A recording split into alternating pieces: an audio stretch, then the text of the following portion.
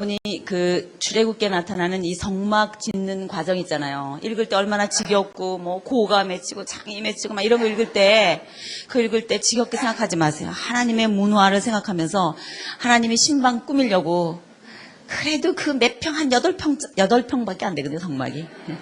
8평짜리 그 성막에 그래도 그 끼워 들어가 앉으시겠다고.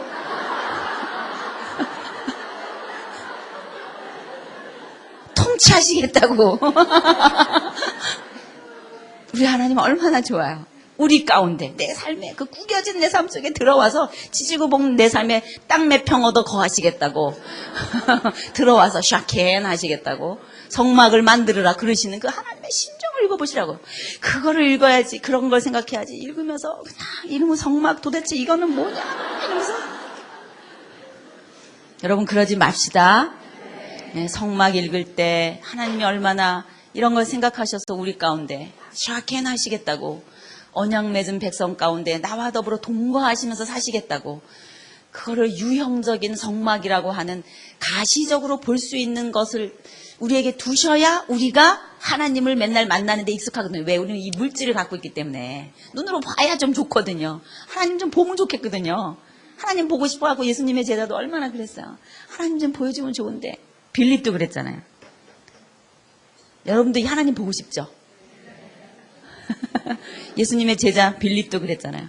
절묘한 순간에 마지막 그 예수님 십자가에 못 박혀 돌아가시려고 예수님은 디데이 잡고 지금 6월절 당해서 이렇게 예루살렘으로 올라가서 이렇게 마지막 다락방에서 얘기하고 막 이러는 그 아주 묘한 요런 분위기 속에서 빌립이 그 이제까지 꾸겨놨던 그 질문, 창피하지만 그냥 할 수 없이 끄집어내갖고 질문하는 거예요. 여러분 질문 잘해야 돼요. 질문 잘못하면 뭐가 되는 거예요? 자기 실력이 뽀록나는 거예요. 강의 이렇게 하고 누가 딱 손 들고 일어나고 질문했는데 와 어떤 사람이 질문했는데 되게 멋있는 질문했어요. 그럼 그 사람은 어떻게 되는 거예요? 저 강의에 맞는 수준 있는 선을 걷고 있구나 이렇게 되는 거지만 어떤 사람이 질문하는데 너무 이상한 질문해. 그럼 걔는 뭐가 되는 거예요? 그 친구는 째진 거예요. 쟤는 저 수준이구나 이렇게 되는 거예요. 근데 빌립이 그 절묘한 순간에요. 다락방 강화가 끝나고 막 이런 순간에 딱 일어나고 하는 질문이 그거였잖아요. 하나님 보고 싶다고. 아니 이게 그때 할 질문이에요? 얼마나 긴박했으면 그랬겠어요. 예수님이 자꾸 난 이제 떠난다 그래서 그런 것 같아요. 나는 이제 너희들 떠나서 나는 이제 아버지 집으로 간다. 내가 너희를 위하여 처소를 예비하러 가노라. 내가 처소를 예비하면 너희들을 나 있는 곳에 부르겠다. 그러니까 도마가 이메일이라도 주셔야지 이런 거예요. 주소를 좀 주셔야지. 가는 길을 알려주셔야 제자 안 싸움 나이까. 내가 곧 길이요 진리요 생명이 이러신 거란 말이에요. 그때 바로 그 순간에 이어서 빌립이 분위기가 이상하게 돌아가는데 그리고 빌립이 한 질문이 그거예요. 하나님을 보여주시옵소서. 그리하면 족하겠나이다. 그러니까 예수님 뭐라 그러셨어요? 너희는 나와 그렇게 오래 있었는데도 하나님을 보여달라고 하느냐? 나를 본 자는 아버지를 본 자다. 그런 거 아니에요. 하나님이 우리의 심정을 아십니다. 얼마나 우리가 하나님을 보고 싶어 하면은 하나님이 제일 하나님 모습으로 가장 근사치로 만들어서 보여줄 우리 요 눈으로 볼 수 있는 상으로 나타나는 물체가 있다면 뭐겠어요? 사람이다 이 말이에요. 그분이 누구예요? 예수님이에요. 또 예수님 보여주면 어떻게 또 사람이 하나님을 이루고 있어요 또. 보여줘도 탈, 안 보여줘도 탈. 그것처럼 하나님께서 당신을 언제나 의식하라고 백성들 가운데 거하시면서 성막의 모형으로 들어가셔서 지성소 가운데 거하시는 하나님으로 당신 자신을 디자인하신 거예요. 성막으로. 그러니까 잘 생각하고 성막 출애굽기 읽을 때 그런 생각하면서 재미있게 읽으세요. 뚝딱뚝딱거리는 이 성막 만드는 소리와 망치 소리와 시내산의 이슬을 느끼면서 그 산에서 함께 그들과 함께 그 안에 거하면서 뭐를 읽어야 돼요? 출애굽기를 읽는 거예요. 그래서 성막을 다 완성해갖고 하나님께 성막 봉헌하는 예배를 드리는 데까지가 뭐예요? 출애굽기 끝이에요. 출애굽기 읽을 수 있겠죠? 네. 여러분 이 성경이 읽어지는 책 90페이지 거기 보면 시내산에서의 중대한 일들 이렇게 돼 있죠? 시내산에서의 중대한 일들 이렇게 되어 있는 아래를 보시면 제1년 3월에 시내산에 도착했다 그랬어요.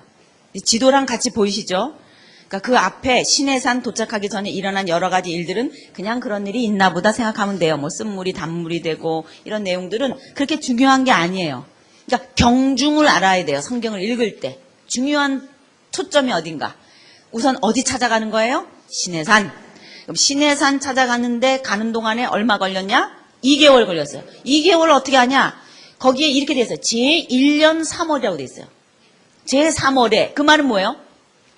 6월절 시작한 이 나라가 시작한 건국하는 것이 6월절 그날이 시작이잖아요. 아비벌. 그걸로 시작해서 2개월 있다가 시내산에 도착했다는 거예요. 그래서 제3월에 이렇게 된 거예요. 제3월에 그 말은 몇 개월 걸렸다는 거예요.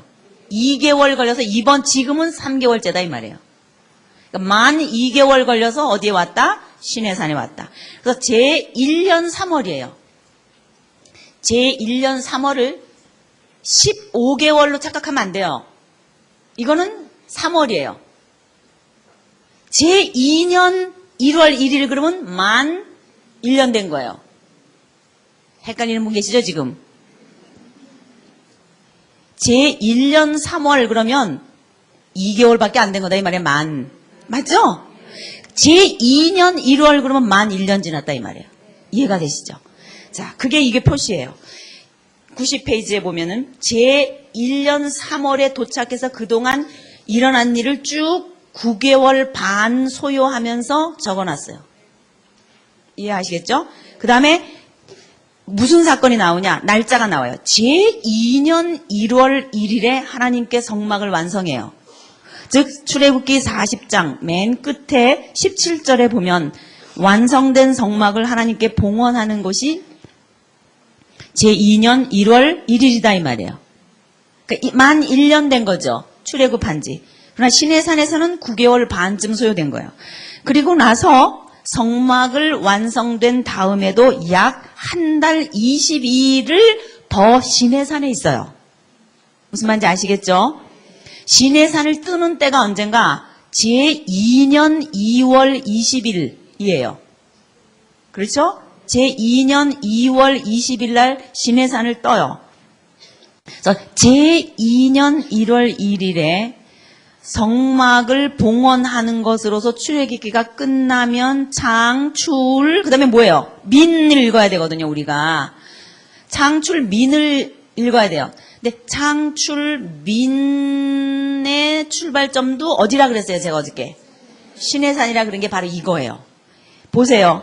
제2년 1월 14일에 보면 시내산 아래 광야에서 두 번째 6월절을 지켜요. 장소가 어디예요? 시내산. 날짜는 언제예요? 1월 14일. 6월절이니까 1월 14일인데 1월 1일은 봉헌했고 1월 14일은 6월절을 지켰다면 6월절 지킨 1월 14일이 빨라요? 백성들 인구조사한 2월 1일이 빨라요? 1월 14일이 더 먼저죠. 그런데 성경은 6월절은 민수기 9장에 지켰다고 나오고요. 인구조사는 민수기 1장에 지켰다고 나와요. 민수기 1장에서 인구조사라고 나와요. 그러니까 사실 날짜로 보면 이게 바뀐 거다 이 말이에요. 6월절이 먼저니까. 인구조사는 2월 1일이에요. 그래서 읽기표에 이거를 앞에다 해놨어요.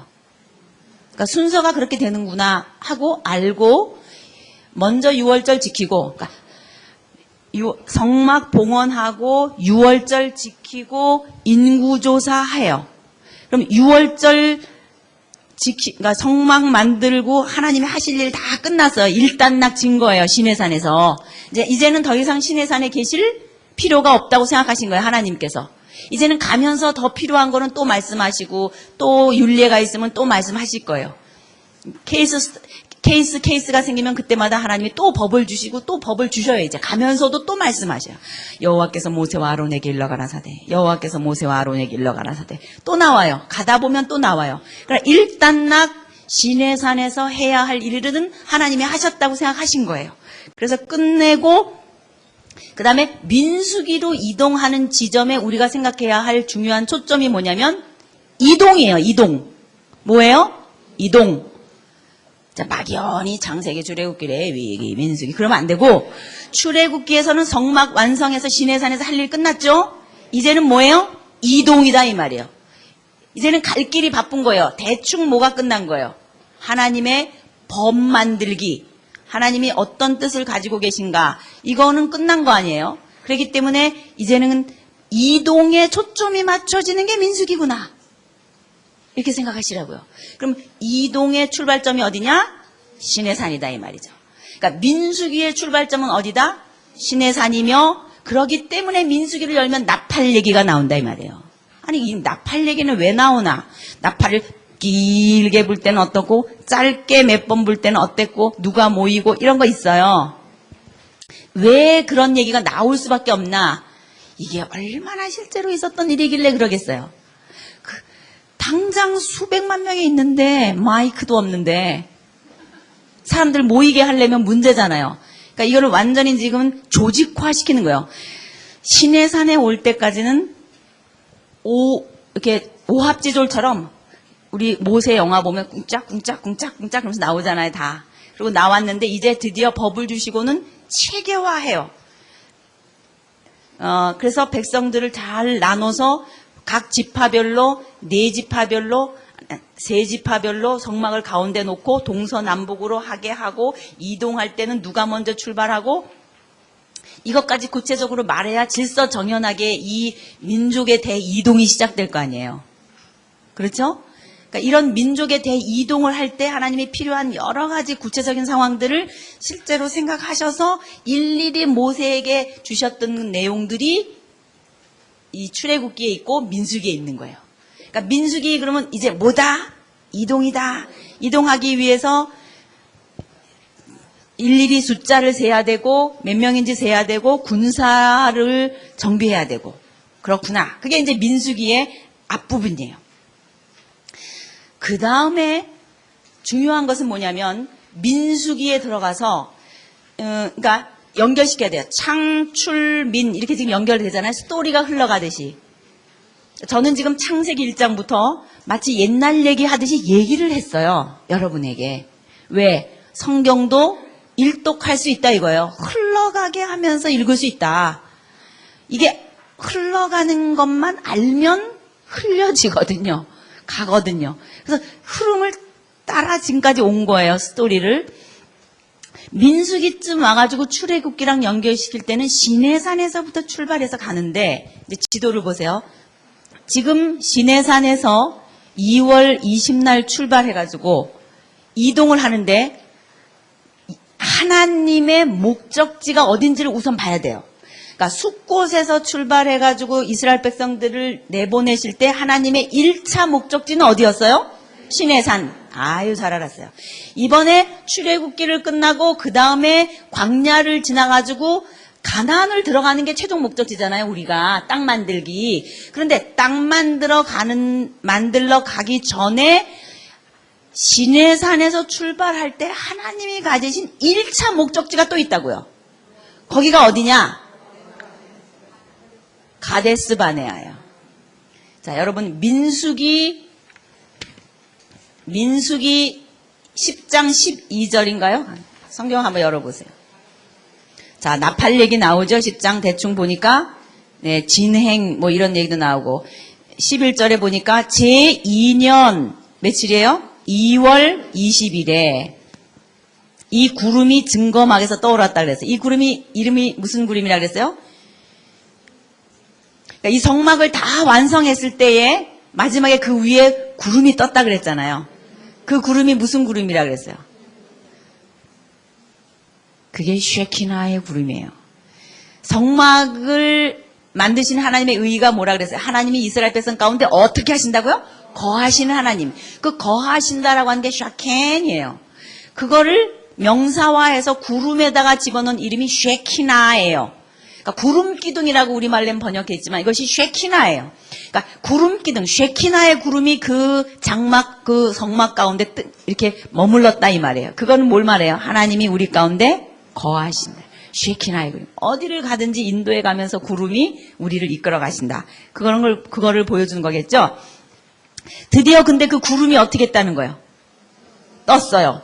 떠가지고, 그 다음에 진행해가지고, 나오는 중요한 12절의 말씀을 읽어보겠습니다. 시작. 이스라엘 자손이 시내 광야에서 출발하여 자기 길을 행하더니 어디에 머무르니라? 바란 광야에 머무르니라. 그러니까 시내산에서 출발한 이스라엘 백성들이 그 다음에 머무르게 하고 싶었던 장소가 어디라는 거예요? 바란 광야라는 거예요.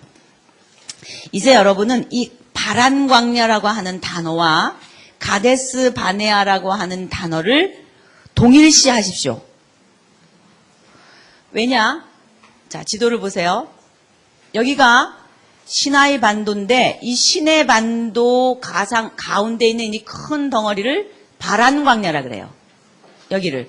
그래서 바란 광야의 위쪽 동북 쪽에 있는 조그마한 오아시스가 있었어요. 여기가 어디냐면 가데스 바네아예요.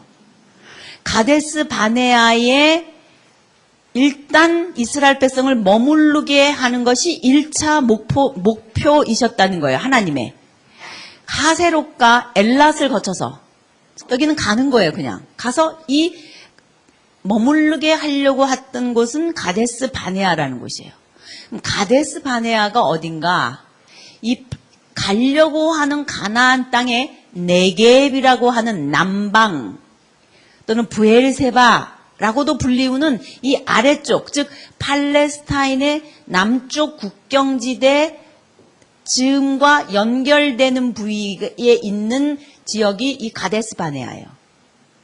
무슨 말인지 아시겠어요? 이제 우리 생장점이 터지는 성경일도 학교에서는 장소를 무시하지 않고 하나하나 짚으면서 아 이게 여기구나 이렇게 알면서 갈 거예요.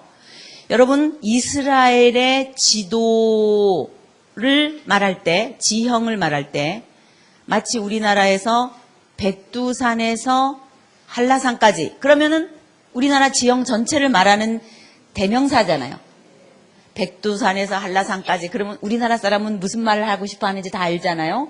그런 것처럼 이스라엘 나라에서 온 지형 전체를 다 말할 때 쓰고 싶은 말이 뭐냐면 단에서 브엘세바까지예요.